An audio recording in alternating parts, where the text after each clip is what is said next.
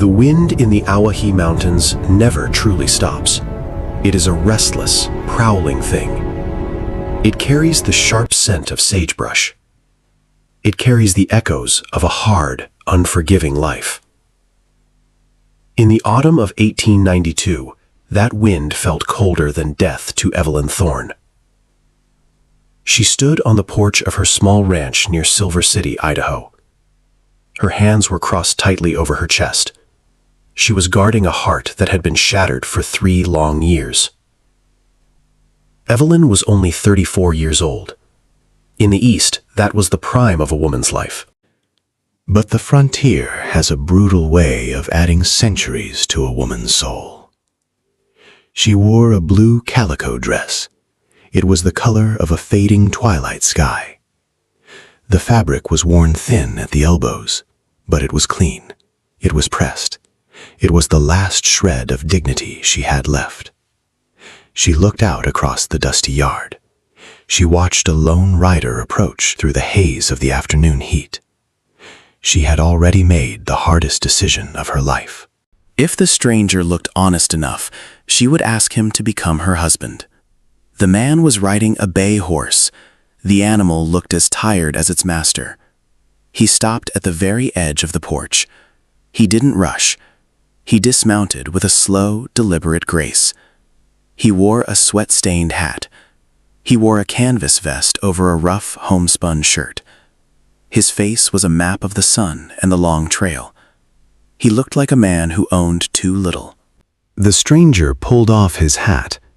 He revealed dark hair and eyes the color of flint.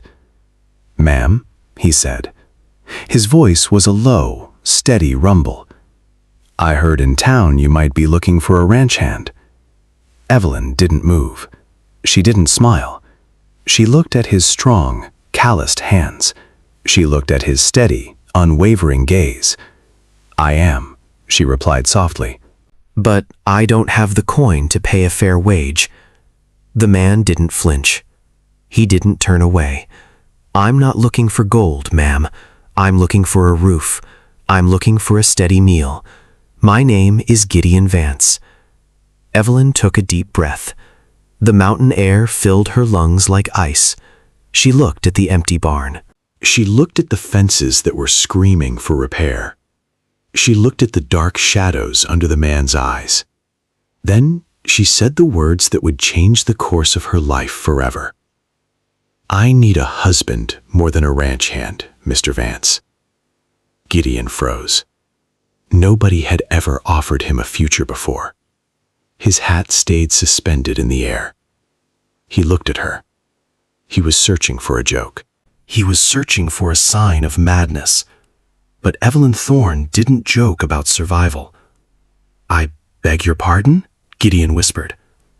"The law in this territory is changing," Evelyn said.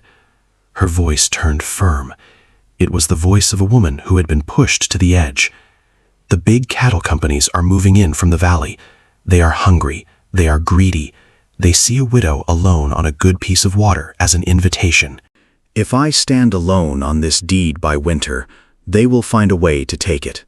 They will burn me out. I can't pay you, Gideon, but I can give you half of this land if you give me your name." Gideon looked at the horizon. He looked at the dust on his boots. He was a man who had spent his life moving. He had no home. He had no family. He was a ghost in a land of pioneers. "You're serious," he said. It was more to himself than to her. "I have never been more serious in my life," she replied. "It wouldn't be a real marriage. It would be a business arrangement, a pact. You work the land, you keep the claim jumpers away. I provide the home, I provide the meals." What happened next shocked him. He had expected to be turned away. He had expected to be offered a dirty bunk in the barn. He had never expected a proposal, not from a woman with eyes like morning mist. Gideon took a step onto the wooden porch. The wood creaked under his weight. "I have nothing to my name but this horse," Gideon said, "and my word."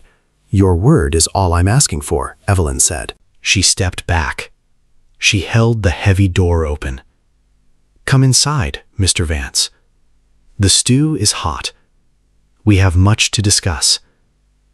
That night, the house felt different. For 3 years, it had been a tomb. It had been a museum of memories and dust. Evelyn's husband, James, had died in a mining accident in Silver City. He had been a good man, but the Idaho mountains are hungry for men. Since then, she had managed the ranch alone. But 1892 was a hard year. The territory had only been a state for 2 years. Politics were messy. The land was being carved up by the rich and the powerful. Evelyn knew she was being watched. The Owyhee Land Company wanted her spring. They wanted her peace. As Gideon ate his stew, he watched her. She sat across the table. Her spine was straight as a lodgepole pine. "I'm not a violent man, Evelyn," he said quietly, "but I know how to hold a line." "That's all I need," she said. "We will ride into Silver City tomorrow. The circuit preacher is there. We will sign the papers. We will tell the town." Gideon nodded. He didn't ask for a room. He took his bedroll out to the porch. He slept under the cold, indifferent stars. Evelyn lay in her bed. She listened to the sound of another person breathing nearby. It was a sound she had almost forgotten. It was a sound that brought both comfort and a strange, sharp fear. The next morning, they rode into Silver City. The town was a bustling hive.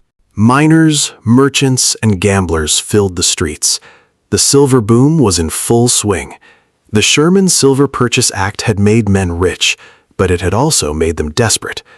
People stared as the widow Thorne rode in with a stranger. The gossip started before they even reached the courthouse.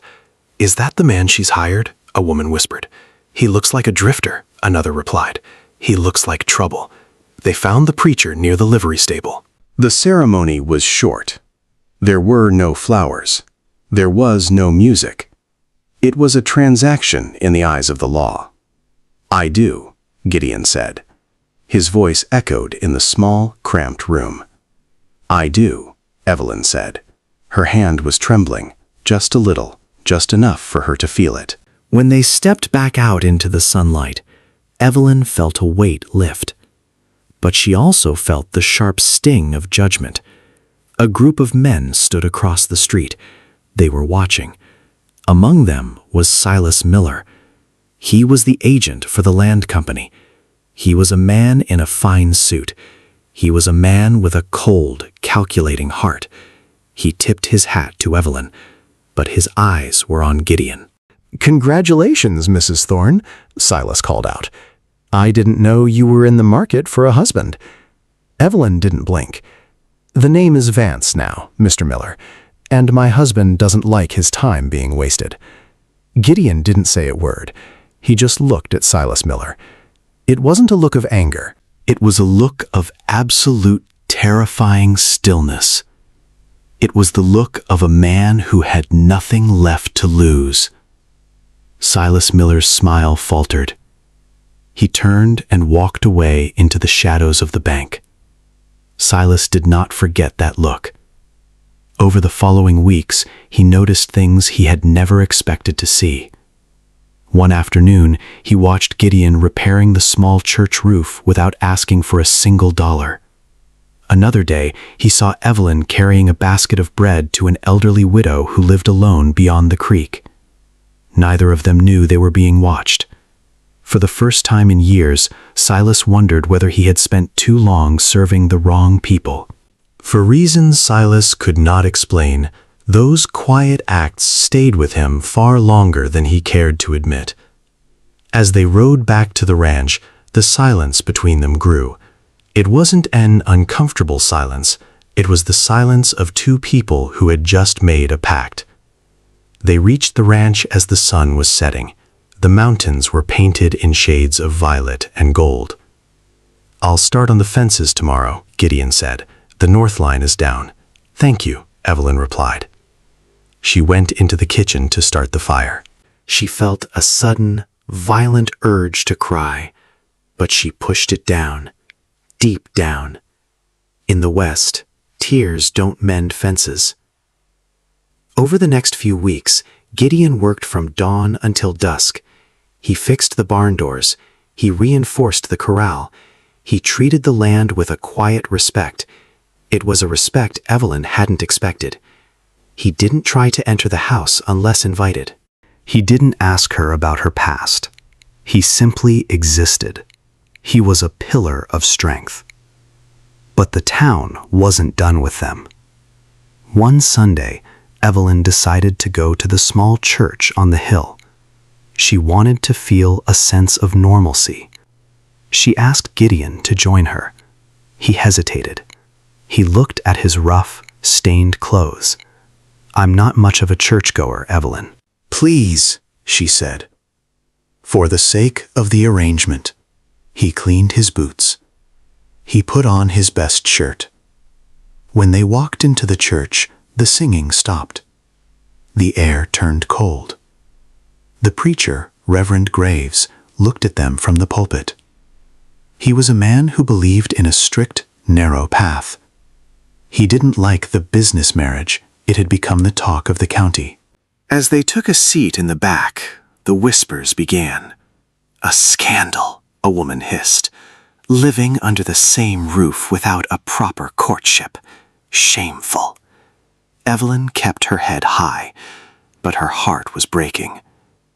During the sermon, the Reverend spoke of unholy alliances. He spoke of women who lost their way. He spoke of men who preyed on the vulnerable. Everyone knew who he was talking about. Evelyn felt the heat rise in her cheeks. She felt the eyes of her neighbors burning into her back. She thought about her son. She thought about the little grave on the hill. She thought about how these good people hadn't brought her a single loaf of bread when he died. She felt a sob rising in her throat. She wanted to run. She wanted to disappear. But then, Gideon did something that shocked her. He reached out. He took her hand. His hand was rough. It was calloused. But it was warm. It was steady. He didn't look at the preacher. He didn't look at the neighbors. He just held her hand firmly in his. It was a simple gesture. But in that moment, it felt like a shield of iron. It was the first time they had touched since the wedding. Evelyn's heart hammered against her ribs. She didn't pull away. She squeezed his hand back. For the first time in 3 years, she no longer felt like a widow standing alone. She held on like he was the only thing keeping her from falling off the earth. When the service was over, they walked out together. No one spoke to them. No one offered a good morning. As they reached the Ligon, a young woman named Mary approached. Mary was a widow too. Her husband had left her with 3 small children. She looked at Evelyn with tears in her eyes. "Don't listen to them," Mary whispered. "I wish I had your courage, Evelyn. I wish I had someone to stand beside me." Evelyn hugged the woman briefly. "You are not alone, Mary," she said. As they drove home, Evelyn looked at Gideon. "You didn't have to do that," she said. "Do what?" he asked. "Hold my hand." Gideon looked at the road. "A man should stand by his wife," he said. "Even if the marriage is just on paper." The words touched something deep inside her. The frontier was built on those choices. It was built on the backs of people who had nothing but their word. The peace at the ranch didn't last long. Winter was coming early that year. The first frost hit in late September. The Owyhee Land Company was getting desperate. Across the territory, silver prices had begun to fall. Ranchers whispered that hard times were coming. The economy was crumbling. Investors were pulling out of the mines. Land with water was becoming more valuable than silver. One evening, 3 men rode into the yard. They weren't wearing suits. They were wearing guns. Evelyn was in the garden. She was gathering the last of the squash. She saw them and felt a cold chill. It had nothing to do with the weather. Gideon was at the barn. He was sharpening an axe. He didn't run for a rifle. He just stood his ground as they approached. "Can I help you, boys?" Gideon asked. His voice was terrifyingly calm. "We're here to talk to the lady," the leader said. He was a tall man.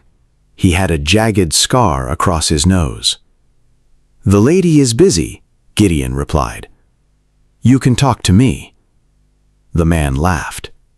It was a harsh, dry sound. This story does not celebrate threats or violence. It remembers them only because many frontier families faced dangers like these. We heard the widow hired herself a protector. "We're here to give her a final offer for this place. $500 and a ticket to Boise. That's more than this dirt is worth." Evelyn walked up to Gideon's side. "The answer is no," she said. It was no when Silas Miller asked. It's no now. The man with the scar looked at her. "You're being stubborn, ma'am. Stubbornness leads to accidents on the trail." Maybe a fire starts in the barn. Maybe your cattle wander off a cliff. Gideon took a step forward. He was still holding the axe. The blade caught the dying light of the sun. "You're on private property," Gideon said, "and you're threatening my wife. I'll give you 10 seconds to turn those horses around, or I'll see how well that scar of yours handles a real edge." No blood was shed that day. The courage to stand firm proved stronger than the threat of violence. The men looked at each other. They saw the look in Gideon's eyes. It was the look of a man who had stared down death before. They weren't paid enough to die for a waterhole. "This isn't over," the leader spat. They turned their horses. They galloped away into the dust. Evelyn felt her knees shaking. She leaned against the fence post. She was trying to catch her breath. Gideon set the axe down. He walked over to her. His expression softened. "Are you all right?" he asked. "I'm tired, Gideon," she whispered. "I'm so tired of fighting for every inch of dirt." Gideon did something he hadn't done before. He reached out. He brushed a stray hair from her forehead. His touch was as light as a feather. "You don't have to fight alone anymore," he said. "That was the deal, wasn't it?" Evelyn looked up at him. She saw the honesty in his face. She saw the man behind the drifter. "Why did you really stay, Gideon?" she asked. "You could have taken a horse and left in the middle of the night. You don't owe me anything." Gideon looked at the small house. Its windows were glowing with lamplight. It looked like a beacon in the wilderness. "I've spent my life looking for a reason to stop," he said. "I thought it would be a gold strike. I thought it would be a big city. But when I saw you on this porch, I realized I was looking for a home. I wasn't looking for a fortune." That night, the first snow began to fall. It was a soft, silent blanket. It covered the world in white. Evelyn couldn't sleep. She went into the kitchen. She made a pot of coffee. She found Gideon sitting by the hearth. He was watching the dying embers. "Tell me about your husband," he said quietly. Evelyn sat in the rocking chair. The wood creaked in the quiet house. "James was a dreamer," she said. "He wanted to build an empire here. He worked double shifts at the Morning Star mine. One day, the timber gave way. I didn't even get to say goodbye." She felt a tear roll down her cheek. She didn't wipe it away. "I lost my son the year before that," she continued. Her voice was thick with a pain that never truly heals. "The fever took him in 3 days. He was only 5. He had his father's eyes. I remember the way he used to laugh when the spring flowers came out. Now, the flowers just remind me of what I lost." The room was silent. Only the crackling of the wood broke the stillness. To lose everything and still stand tall. "I lost a family once too," he whispered. "Back in Missouri. During the war. The raiders came at night. I came west to outrun the ghosts. But the ghosts follow you. They follow you until you find a place to stay, until you find a reason to live. Evelyn looked into his eyes. She saw her own grief reflected back. They were two broken pieces of a puzzle, and for the first time, they were starting to fit together. The winter of 1892 felt like one of the harshest Evelyn had ever known. The snow piled up to the eaves of the house. The cattle had to be moved into the barn. Evelyn and Gideon spent their days huddled by the fire. They talked for hours. They shared stories of their childhoods. They shared their fears of the future. The business arrangement was slowly dissolving. It was being replaced by something deeper, something that didn't need a contract, something that didn't need a deed. One afternoon, Gideon was out in the barn. He was checking the grain supplies. Evelyn was baking bread. The smell of yeast and warmth filled the house. She looked out the window. She saw a shadow in the snow. It was a man. He was on foot. He was stumbling. It was Silas Miller. He was alone this time. He looked frozen. He looked desperate. Evelyn opened the door. The cold wind rushed in like a predator. "Mr. Miller?" she called out. He stumbled toward the porch. He collapsed against the railing. "The road to town is blocked," he panted. His breath came in ragged white clouds. "My horse went down a mile back. I have no place to go." Evelyn hesitated. This was the man who had tried to steal her home. This was the man who had sent armed thugs to her yard. This was the man who represented everything she hated. Part of her wanted to shut the door. Part of her wanted to let the mountains have him. But she looked at his blue lips. She looked at his shaking, frost-bitten hands. In the West, you don't leave a man to die in the snow. Not even an enemy. "Come in," she said. Her voice was like iron. Gideon came in from the barn a moment later. His eyes narrowed when he saw Silas Miller. By his hand went instinctively to the knife at his belt. "What is he doing here?" Gideon growled. "He would have died out there, Gideon," Evelyn said. Gideon looked at the man. He looked at his wife. He saw the compassion in her eyes.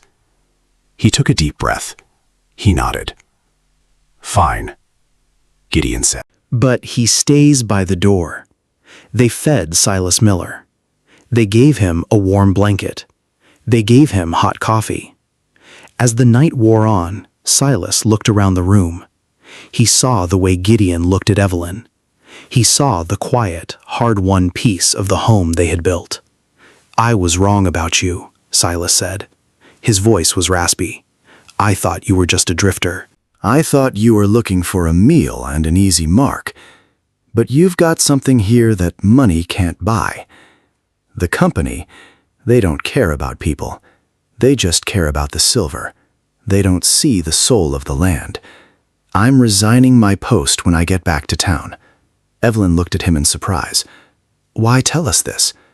"Because I haven't seen a real home in a long time," Silas said. "And I don't want to be the one to destroy it."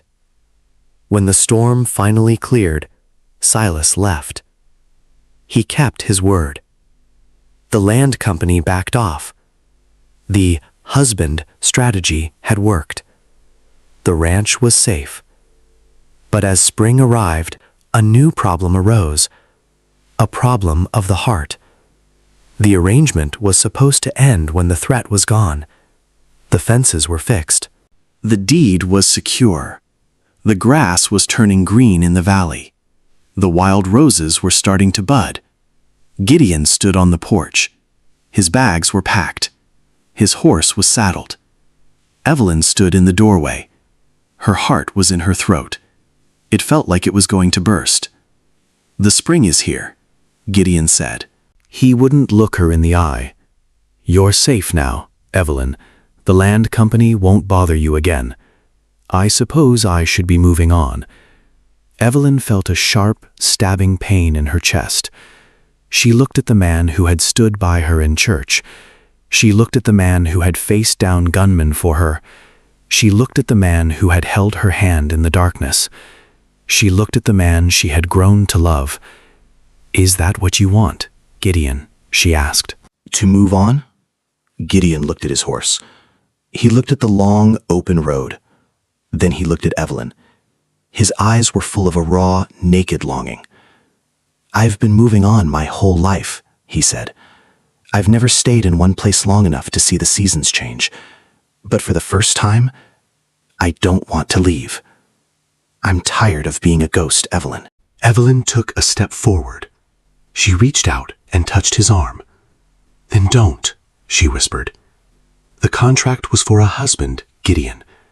But I find I want the real thing.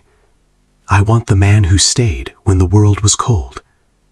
Gideon dropped his bags. They hit the porch with a heavy thud. He didn't say a word. He just took her in his arms. He pulled her close.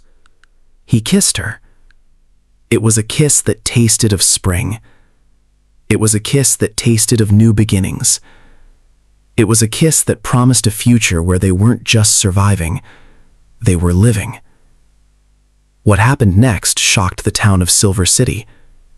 Evelyn and Gideon Vance had a real wedding. This time, there were flowers. Wildflowers from the hills. There was music.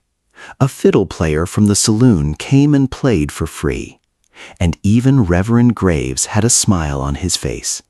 He saw the way they looked at each other. He saw that some alliances are made in heaven, even if they start on a dusty porch. They turned that small ranch into one of the most successful in the county. They had children of their own, 2 boys and a girl. They named the girl Mary, after the widow who had shown them kindness. And they always made sure there was a hot meal for any traveler, because they knew that sometimes a simple question can change a life. "Have you eaten?" Or, in Evelyn's case, "Will you be my husband?" As we close this chapter of the frontier, remember this. Love is the greatest courage of all. It is the only thing that can turn a wilderness into a home. The Owyhee wind still blows, but now it carries the sound of laughter. It carries the scent of a life well lived. This story reminds us that even in the harshest conditions, beauty can bloom. If you believe in the power of a second chance, if you believe in the strength of a woman's heart, then you know the truth of Evelyn and Gideon. Until the next trail, keep your fire burning. Keep your heart open to the strangers at your gate. You never know when a drifter might be the answer to your prayers. May your journey always lead you home. May you find the strength to stand by those you love. Good night. God bless the pioneers. And God bless the hearts that refuse to break.